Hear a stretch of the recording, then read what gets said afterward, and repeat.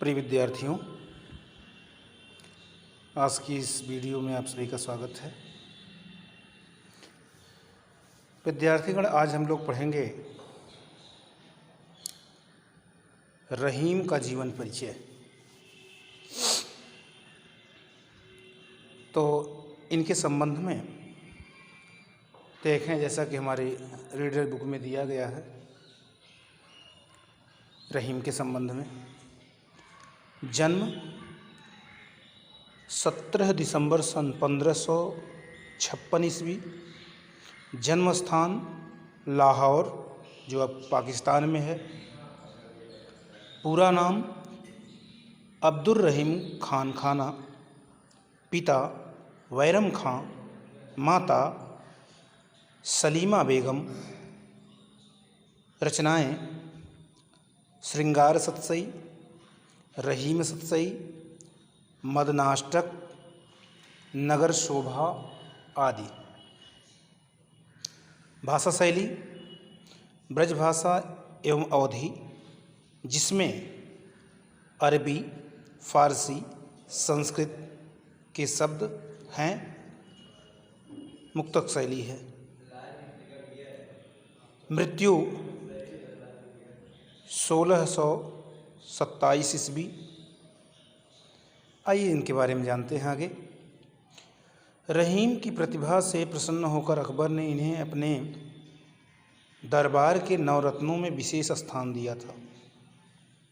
जी हाँ विद्यार्थियों, रहीम प्रतिभावान थे और उनकी उस प्रतिभा से प्रसन्न होकर के अकबर ने इन्हें अपने दरबार के नवरत्नों में विशेष स्थान दिया। रहीम जी को सेनापति के पद पर नियुक्त किया गया और समय आने पर रहीम को सेनापति के पद पर भी नियुक्त किया गया।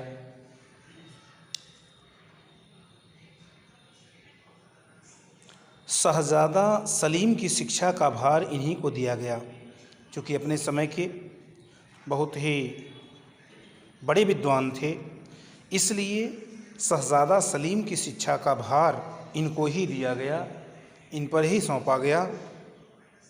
रहीम अरबी, फारसी, संस्कृत, तुर्की एवं हिंदी भाषाओं के अच्छे जानकार थे। ये अरबी के, फारसी के, तुर्की के, संस्कृत के, इन तमाम भाषाओं के अच्छे जानकार थे। रहीम योग्यता के पूर्ण पारखी तथा महान दानी भी थे। रहीमदास जी योग्यता के पूर्ण पारखी और महान दानी भी थे। ये उदार प्रवृत्ति के थे। जीवन परिचय देखा थोड़ा। महाकवि अब्दुर रहीम का जन्म 17 दिसंबर सन 1526 ईस्वी और संवत 1613 विक्रमी के लगभग लाहौर में, जो अब पाकिस्तान में है, हुआ था। लाहौर जो अब पाकिस्तान में है, यहीं पर ये सन 1556 ईस्वी में पैदा हुए।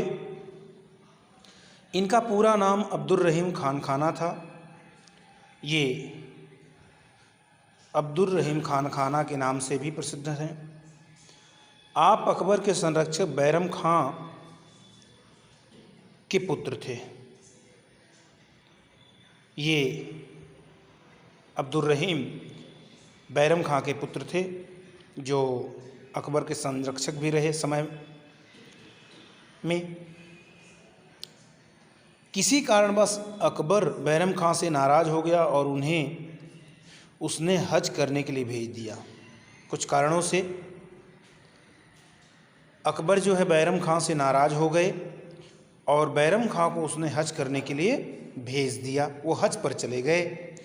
रास्ते में बैरम खां के शत्रु ने उनकी हत्या कर दी और रास्ते में जब वो हज के लिए जा रहे थे तो बीच में ही बैरम खां के शत्रु, जिसका नाम मुबारक खां बताया जाता है, उन्होंने उनकी हत्या कर दी। बालक रहीम तथा उनकी माँ की अकबर ने देखभाल की तथा रहीम की शिक्षा की उचित व्यवस्था की। और उसके बाद रहीम की और उनकी माँ की अकबर ने स्वयं देखभाल किया और रहीम की शिक्षा की उचित व्यवस्था भी किया। रहीम अकबर के महान सेनापति तथा मंत्री भी थे। रहीम अकबर के महान सेनापति तथा मंत्री भी थे। ये वीर योद्धा के साथ विद्वान एवं राजनीतिज्ञ भी थे तथा बड़ी कुशलता से सेना का संचालन करते थे। ये वीर योद्धा के साथ साथ विद्वान, राजनीतिज्ञ और सेना का कुशलतापूर्वक संचालन करने वाले भी थे। इनकी दानवीरता की कहानियाँ प्रचलित हैं। चूँकि अभी हमने बताया कि ये उदार स्वभाव के थे, तो इनकी दानवीरता की कहानी प्रचलित है। कवि गंग के एक छप्पे पर प्रसन्न होकर इन्होंने 36 लाख रुपए प्रदान किए थे। कवि गंग के एक छप्पे पर प्रसन्न होकर के इन्होंने उनको यानी कवि गंग को 36 लाख रुपए दे दिया। रहीम का अंतिम समय बड़े कष्टों में बीता और इनका जो अंतिम समय था वो बहुत कष्टमय था, कष्टपूर्वक बीता। जहांगीर ने क्रुद्ध होकर इनका सब कुछ छीन लिया और जहांगीर ने क्रोधित होकर के, इनसे नाराज होकर के इनका जो भी सब कुछ था वो सब कुछ छीन लिया। सन 1627 ईस्वी में इनकी मृत्यु हो गई और इस प्रकार से सन 1627 में आप परलोक सिधार गए। तो विद्यार्थीगण, इनके संबंध में, इनके जीवन परिचय के संबंध में ये कुछ बातें थीं। आइए हम लोग इससे आगे जानते हैं, इससे आगे देखते हैं।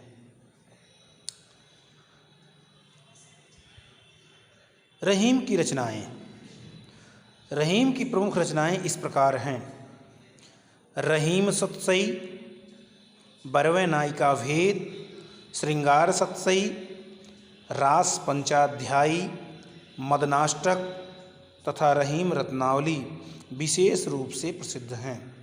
ये सभी इनकी रचनाएं ज़्यादा प्रसिद्ध हैं। आइए हम लोग इसके आगे चलते हैं। 1 मिनट आपको डिस्टर्ब होगा। चलो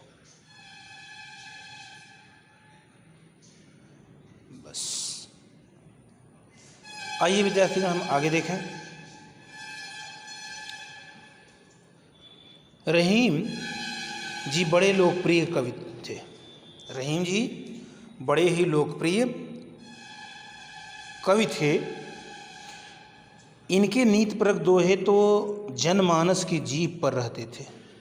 ये इतने लोकप्रिय थे कि जो नीतिपरक इनके दोहे थे वो जनमानस की जीभ पर हमेशा रहते थे।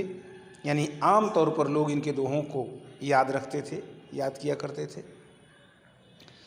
इनकी रचनाओं में नीति के अतिरिक्त भक्ति, प्रेम, धर्म, सत्संग, ज्ञान, वैराग्य, नायिका भेद, आध्यात्म, श्रृंगार आदि विषयों की सुंदर व्यंजना है। इनकी रचनाओं में नीति के अतिरिक्त भक्ति, प्रेम, धर्म, सत्संग, ज्ञान, वैराग्य, नायिका भेद, आध्यात्म, श्रृंगार आदि विषयों की सुंदर व्यंजना है। रहीम सतसई नीति के दोहों का संकलन ग्रंथ है। जो इनका रहीम सतसई ग्रंथ है नीति के दोहों का संकलन है। इसमें सभी पद जो हैं वो नीति के रखे गए हैं। इसमें लगभग 300 दोहे मिलते हैं और इसमें लगभग 300 दोहों का संकलन है। रास पंचाध्यायी श्रीमद् भागवत पुराण पर आधारित ग्रंथ है। रास पंचाध्यायी जो है ये श्रीमद् भागवत पुराण पर आधारित ग्रंथ है जो इस समय अप्राप्य है। जो इस समय क्या है? अप्राप्य है। क्योंकि पुराने समय में लिखे गए तमाम ग्रंथों को हम एकत्रित नहीं कर सके, इसलिए बहुत सारे ग्रंथ ऐसे हैं जो हमारे पास नहीं उपलब्ध हैं, हमारे संग्रहालयों में उपलब्ध नहीं हैं। इसी प्रकार 12वें नायिका भेद में नायिका भेद का वर्णन 12वें छंद में किया गया है। 12वें नायिका भेद में नायिका भेद का जो वर्णन है वह 12वें छंद में लिखा गया है। तो ये तीनों ही बातें विद्यार्थीगण थोड़ा गौर करेंगे आप लोग। ये केवल 9th की परीक्षा की दृष्टि से नहीं, बल्कि आगामी परीक्षा की दृष्टि से भी, जब आप बड़े होंगे, अगले क्लास में जाएंगे या किसी चीज़ की तैयारी करेंगे, यदि उसमें से हिंदी से संबंधित बातें होंगी तो ये बहुत ही अच्छी बातें यहाँ पर बताई जा रही हैं कि जो है नायिका भेद छंद में कौन सी रचना है रहीम की और कौन सी रचना रास पंचाध्यायी पर, रास पंचाध्यायी किस धार्मिक ग्रंथ पर आधारित है, किस पुराण पर आधारित है, और रहीम सतसई में कैसे दोहे हैं। इस प्रकार के तमाम प्रश्न आपको आगे मिल सकते हैं। चलिए इससे आगे हम लोग चलते हैं। भाषा शैली। रहीम जी की भाषा में विविधता के रूप देखने को मिल जाते हैं।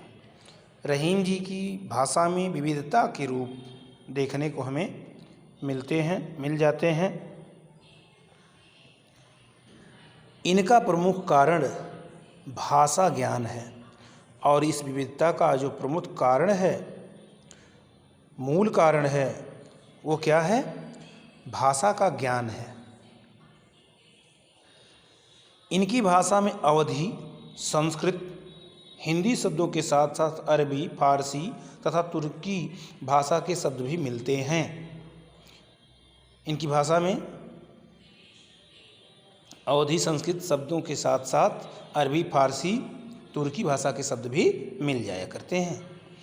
अवधी तथा ब्रज भाषा पर इनका समान अधिकार है।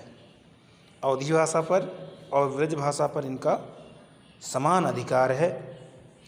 रहीम ने अपनी भाषा में माधुर्य गुण का प्रयोग किया है, जिससे भाषा में लालित्य पाया जाता है।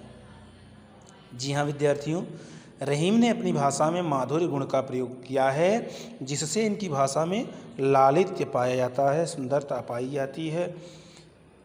और गुणों के संबंध में आप लोग अभी तो पढ़े नहीं होंगे, फिर भी आप नाम यहाँ जान लें कि गुण जो हैं तीन हैं मूल रूप से, जिसकी चर्चा हमारे साहित्य में बहुत अधिक हुआ करती है।